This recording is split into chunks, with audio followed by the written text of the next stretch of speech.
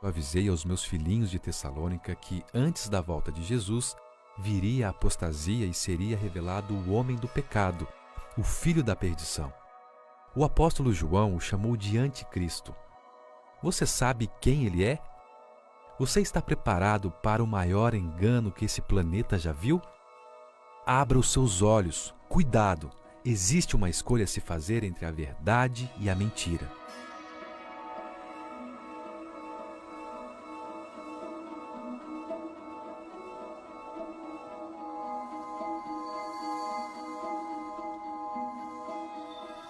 Na segunda carta aos Tessalonicenses, capítulo 2, versos 1, 3 e 4, o apóstolo Paulo diz: Irmãos, no que diz respeito à vinda do nosso Senhor Jesus Cristo e à nossa reunião com Ele, nós vos exortamos, ninguém de modo algum vos engane, porque isto não acontecerá sem que primeiro venha a apostasia e seja revelado o homem da iniquidade, o filho da perdição, o qual se opõe e se levanta contra tudo que se chama Deus ou é objeto de culto, a ponto de assentar-se no santuário de Deus, ostentando-se como se fosse o próprio Deus.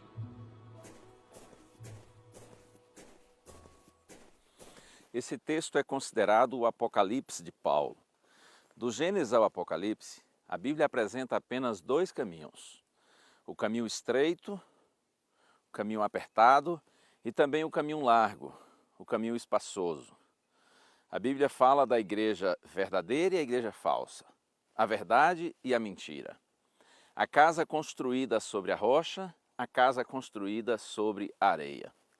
Há um grande conflito, segundo as Escrituras, que está sendo travado entre o bem e o mal. E nesse conflito não existe terreno neutro, não existe uma terceira opção. Aquele que, assim na linguagem popular, procura ficar em cima do muro, de acordo com Jesus, já está contra ele. Porque ele disse: quem não é por mim, é contra mim. Quem comigo não ajunta, espalha. Ele disse também que nós não podemos servir a dois senhores. Portanto, não existe uma terceira opção, não existe um terreno neutro nesse conflito entre o bem e o mal. E a grande verdade é que desde o Éden, o inimigo tem procurado maquiar a mentira, tentando fazê-la parecida com a verdade. O próprio Cristo disse que quando o diabo profere mentira, ele fala do que ele é próprio, porque ele é mentiroso e pai da mentira. Ele é o grande anticristo, ou seja, aquele que se opõe a Cristo, aquele que é contra Cristo. O inimigo, ele odeia Jesus e sempre quis tomar o lugar do Senhor. Para cumprir seus propósitos enganosos, o inimigo tenta penetrar no cristianismo. E para isso ele usa agentes religiosos, que parecem ovelhas, mas como disse nosso Senhor Jesus Cristo, em realidade são lobos disfarçados. Daí a advertência do apóstolo Paulo, conforme nós vimos, de que antes da segunda vinda de Cristo viria a apostasia, e seria revelado o homem da iniquidade, o filho da perdição, o qual se opõe e se levanta contra tudo que se chama Deus, ou é objeto de culto, a ponto de assentar-se no santuário de Deus, ostentando-se como se fosse o próprio Deus. Veja que a mesma iniciativa tomada por Satanás no céu seria tomada por esse sistema ou por esse poder religioso que tenta ser igual a Cristo. Que sistema religioso seria esse? Você já parou para pensar? Já imaginou? Que sistema seria esse usado pelo inimigo para se opor a Cristo, para se opor à igreja de Cristo, aos seguidores do Senhor? Quando a gente vai ao livro do profeta Daniel no Antigo Testamento, capítulos 2, 7 e 8, há uma descrição extraordinária que nos ajuda a identificar perfeitamente esse poder ou esse sistema religioso. Daniel diz que a partir do Império Romano, o Império de Ferro, que dominou o mundo por vários séculos, surgiria o que ele chama na profecia de um chifre pequeno ou uma ponta pequena. Um poder religioso que teria olhos, e uma boca que proferiria blasfêmias. E Daniel diz que esse poder, inclusive, iria proferir palavras contra o Altíssimo, iria também magoar os santos do Altíssimo, ou seja, esse é um poder que persegue, que provoca uma devastação, uma destruição e mata os santos de Deus ou os filhos de Deus. E ainda mais, o profeta Daniel diz que esse poder iria também se encarregar de mudar os tempos e a lei. Além do mais, ele se engrandeceria até o príncipe do exército e tiraria dele o sacrifício diário. Significa que esse poder desviaria a atenção das pessoas do ministério sacerdotal de Cristo no santuário celestial. E além do mais, ainda iria lançar ou deitar a verdade por terra. Impressionante.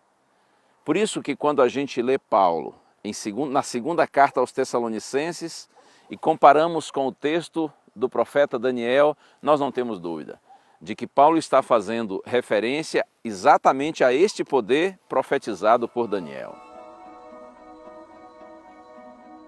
É impressionante como ao longo dos séculos, especialmente na Idade Média, a Igreja Romana, com seu sistema papal, cumpre perfeitamente essa profecia.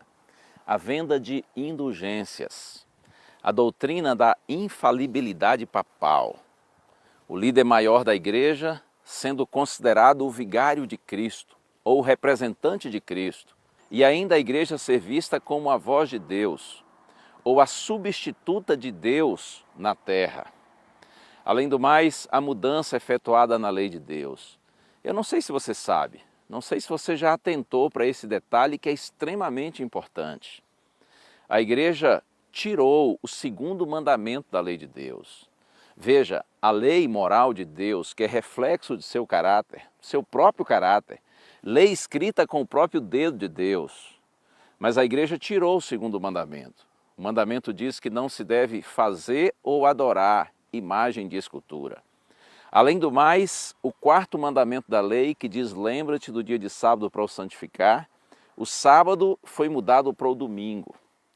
E você me dirá, pastor, mas sendo assim, de 10 mandamentos teriam ficado apenas 9, porque um foi tirado e o outro foi apenas modificado, exatamente para evitar, chamar a atenção. O 10º mandamento, que diz para não cobiçar, foi transformado em 2.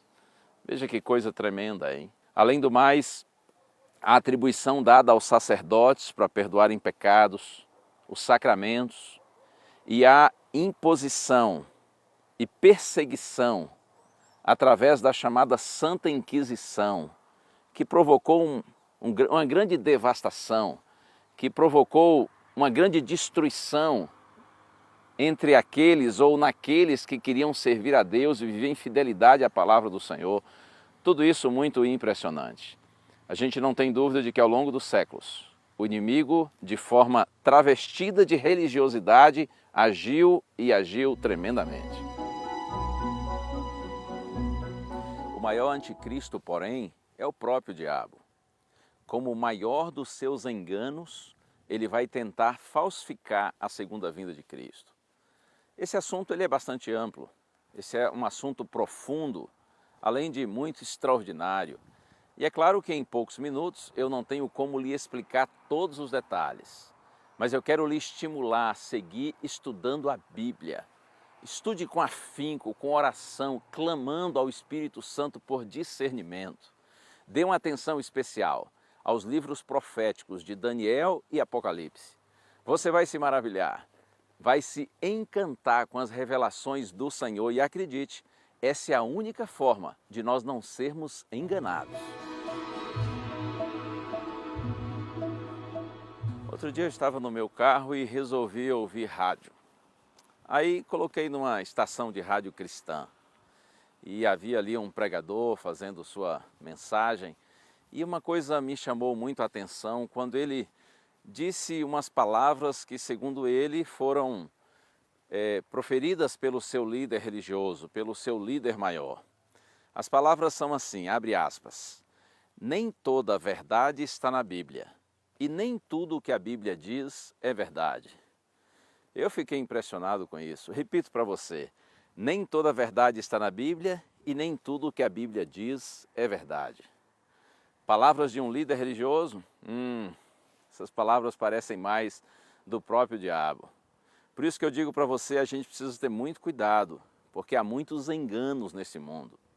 E outro dia cheguei a Novo Tempo para trabalhar e um amigo me mostrou um e-mail que uma pessoa havia mandado lá para a escola bíblica.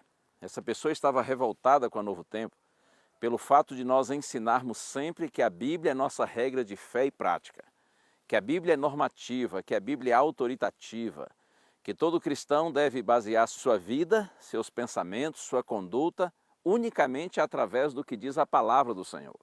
Essa pessoa estava revoltada com essa nossa conduta, com esse nosso pensamento.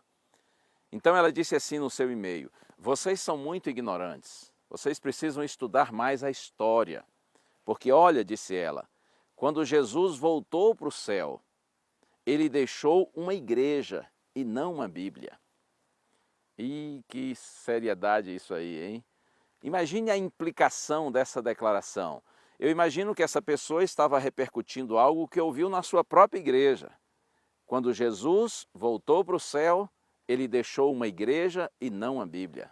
Você compreende o significado disso? A ideia de que a igreja tem mais autoridade do que a Bíblia. É evidente que essa declaração está errada, está totalmente equivocada. Porque quando Jesus voltou para o céu, depois da sua ressurreição, é claro, ele deixou sim uma Bíblia.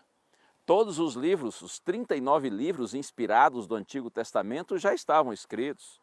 E muitas vezes Jesus citou as Escrituras. E o apóstolo Paulo diz que toda a Escritura é inspirada por Deus e é útil para ensinar, para corrigir, para repreender, para que o homem de Deus seja perfeito e perfeitamente habilitado para toda boa obra.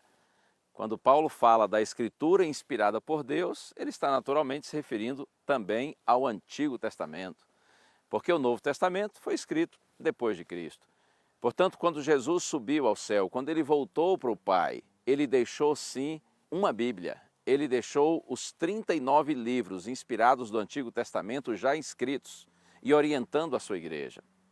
Mas olha, o que realmente mais me preocupa nessa declaração é exatamente esse ponto, de que a igreja tem mais autoridade que a Bíblia. Significa que se a igreja diz uma coisa e a Bíblia diz outra, você deve optar pela palavra da igreja, pela palavra dos homens e não pela palavra de Deus.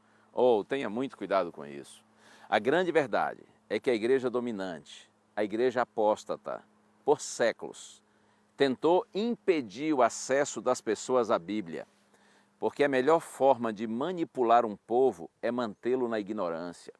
Hoje, contudo, como é impossível tirar a Bíblia das mãos das pessoas, porque todos têm acesso à Bíblia, a tentativa agora é tirar a autoridade da Bíblia. Precisamos estar atentos, precisamos voltar à palavra, estudá-la com afinco. Lembre-se, esta é a única forma de nós não sermos enganados. A palavra de Deus sempre vai nos apresentar apenas dois caminhos. O caminho que conduz a Deus e o caminho que conduz ao inimigo de Deus. Nós veremos nas Santas Escrituras a revelação clara e inequívoca da palavra do Senhor e veremos que existe uma outra opção, que é a tradição dos homens. Nós temos que escolher que direção seguiremos, de Cristo ou do anticristo, da verdade ou da mentira. Eu peço a Deus que, por sua graça e misericórdia, nos dê o Espírito Santo para que tenhamos discernimento, compreensão de toda a verdade e que pelo poder desse mesmo Espírito, você e eu andemos pelo caminho do Senhor, que é o caminho da vida, o caminho da segurança. A graça do Senhor Jesus Cristo e o amor de Deus e a comunhão do Espírito Santo sejam com todos vós.